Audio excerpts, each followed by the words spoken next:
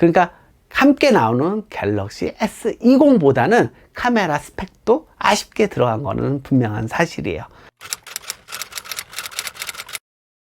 안녕하세요, IT 리더입니다. 오늘은 삼성이 두 번째로 선보이는 폴더블 스마트폰 갤럭시 Z 플립에 대한 이야기를 해보도록 하겠습니다. 제가 작년에 샌프란시스코에서 갤럭시 폴드가 첫 공개가 됐을 때 그 현장에 있었는데요. 와, 현장의 반응은 정말 뜨거웠습니다. 제가 기존에도 이제 삼성이라든지 다양한 발표회를 가봤지만 사실 형식적인 박수들이 많았거든요. 애플처럼 그런 열광적인 호응은 없었는데 갤럭시 폴드가 처음 공개됐을 때 그 열기는 정말 뜨거웠습니다. 물론 그 이후에 여러 가지 기술적인 문제로 인해서 여러 이슈가 있긴 했지만 갤럭시 폴드는 시장에 나와서 잘 안착을 했고 충분히 의미 있는 스마트폰이 되었다 생각이 듭니다.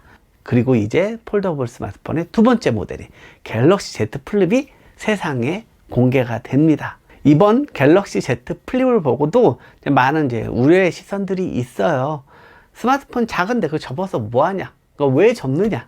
그런 의문을 던지는 경우도 있고요. 가운데 주름이 보이는데 스마트폰처럼 사용할 수 있을까에 대한 우려의 시선, 그리고 가격만 높은 스마트폰 아니냐 하는 그런 우려의 시선들이 많이 있는 게 사실입니다. 하지만 저는 갤럭시 Z 플립 굉장히 의미 있는 스마트폰이고 충분히 기대할 수 있는 스마트폰이라는 생각이 듭니다. 첫 번째, 디자인이 예쁘게 잘 나올 것 같습니다. 오늘 영상까지 공개가 되었죠. 실물의 모습이 이렇게 유출이 많이 되고 있습니다. 근데 영상만 보면은 너무 안 이쁜데 이런 시선들이 있어요. 근데 우리가 유출된 제품과 실제 나왔을 때 제품이 너무 틀린 걸 많이 봐왔잖아요. 그러니까 그런 부분들을 감안했을 때 저는 충분히 예쁜 디자인의 모습을 보여줄 거라는 생각이 듭니다. 그리고 독특하잖아요.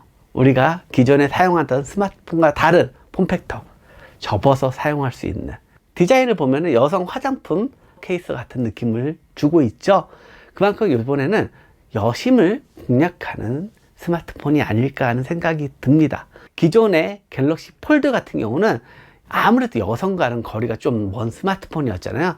투박할 수밖에 없었던 그런 디자인이기 때문에. 하지만 이번에 갤럭시 Z 플립은 여심까지 공략할 수 있는 그런 스마트폰이 될 거라는 생각이 들고요. 그리고 왜 접느냐라는 질문을 하시는데 지금 스마트폰은 너무나 다 똑같은 디자인을 가지고 있습니다. 그러다 보면은 이제는 차별화를 주기 위한 다양한 시도를 하게 되잖아요. 갤럭시 Z 플립은 그런 거에 하나의 일종이라고 보시면 됩니다. 물론 안 접어도 되죠. 안 접어도 충분히 사용할 수 있는 시대지만 접을 수 있다라는 새로운 기술을 보여준다는 측면에서 조금 더 다르게 접근을 해야 될 것 같고요. 그리고 접어서 휴대할 수 있다는 거는 충분히 가치 있는 부분이거든요. 아무래도 휴대성에서 더 강점을 가질 수밖에 없습니다. 그렇기 때문에 그거는 결코 잘못된 기술의 방향은 아니라는 생각이 듭니다. 그리고 튀는 매력이 있잖아요. 어디 가서 탁 펼쳤을 때 그런 걸 인싸템이라고 하죠. 이번에 갤럭시 Z 플립은 비싸도 사고 싶은 스마트폰의 모습을 제시하지 않을까 하는 기대를 해볼 수 있을 것 같습니다. 그리고 이번에 스펙을 보면은 가격 경쟁력을 높이기 위한 전략들이 좀 담겨 있는 걸로 보입니다. 이번 갤럭시 Z 플립의 스펙을 보면은 펼치면 6.7인치 화면을 볼 수가 있습니다. 해상도는 2636-1080 해상도를 가지고 있고요. 인피니티 O 디스플레이가 적용이 되어 있습니다. 그러니까 올해는 플래그십 모델은 인피니티 O 디스플레이로 가기로 했나 봅니다. 그리고 접었을 때도 1.06인치의 작은 스크린이 있습니다. 그러니까 알람 수준의 정보만 확인할 수 있게 한 건데요. 이런 부분들이 아마 좀 가격을 낮추기 위한 전략들이 담겨 있는 부분이 아닐까 생각이 듭니다. 이보다 먼저 공개됐던 모토로라 같은 경우는 외부에 스크린이 크게 있잖아요. 그걸로 다양한 활용 방법들을 제시했기 때문에 외부의 스크린이 좀 더 컸으면 좋았겠다는 아쉬움이 있긴 하지만 아무래도 그게 들어가면 두께도 두꺼워질 것이고 그리고 배터리 소모에 대한 부분, 그리고 뭐 비용적인 상승 여러 가지 부분들이 있기 때문에 가격 경쟁력을 높이기 위한 전략의 하나라고 보시면 될 것 같습니다. 그리고 카메라 같은 경우는 듀얼 카메라가 달려 있습니다. 1200만 화소의 일반 카메라와 123도를 지원하는 초광각 카메라가 달려 있습니다. 펼쳤을 때 보는 카메라에도 1200만 화소의 카메라가 들어가 있습니다. 그러니까 함께 나오는 갤럭시 S20보다는 카메라 스펙도 아쉽게 들어간 거는 분명한 사실이에요.